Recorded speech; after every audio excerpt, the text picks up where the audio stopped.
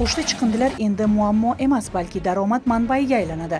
Har kuni shahardan 1000 tonnaga yaqin chiqindi ekologik usulda qayta ishlanadi va undan 30 megawattgacha elektr energiyasi ishlab chiqariladi. Hozirda jami 20 gektar maydonni egallagan ushbu hududda ishlarning birinchi bosqichi, ya'ni yerni tekislash ishlari olib borilmoqda. Ushbu loyiha Farg'ona vodiysidagi birinchi yirik chiqindilarni qayta ishlash zavodi bo'ladi. Zavod tomonidan ishlab chiqarilgan elektr energiyasining bir qismi o'z ehtiyojlari uchun ishlatilsa, qolgan qismi esa umumiy elektr tarmog'iga yetkazib beriladi.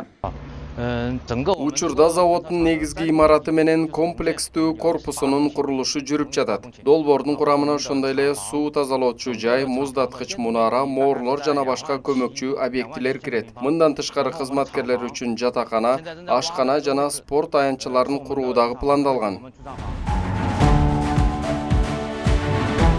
Quruvchilarning so'zlariga ko'ra, zavodda qo'llaniladigan texnologiyalar nafaqat chiqindilarni yoqish, balki ularni ekologik talablarga muvofiq qayta ishlash imkonini beradi.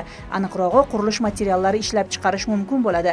Hozirda Xitoydan kelgan muhandislar bilan birga qurilish maydonida 40 dan ortiq mahalliy aholi ishlamoqda. Zavodni 2027-yil oxiriga qadar ishga tushirish rejalashtirilgan.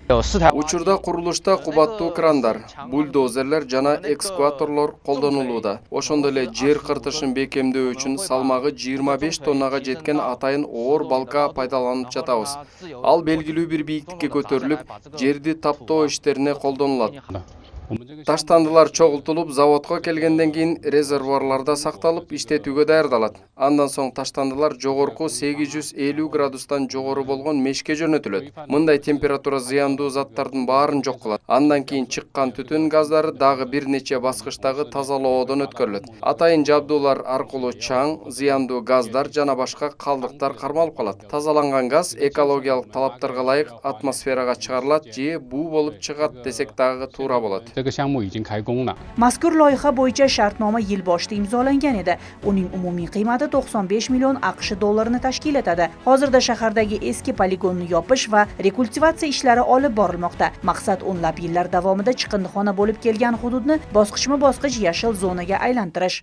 Бул завод Кытай инвесторлор тарабынан курулат. Негизги максат бул ушул Ош шаарындагы көп жылдан бери чечилбей келген ушул таштандыларды өз мезгилинде утилизациялоого багытталган. Таштандыларды утилизациялоо заводу Кыргыз Республикасы министрлер кабинети аркылуу улуттук статус долбоору берилди.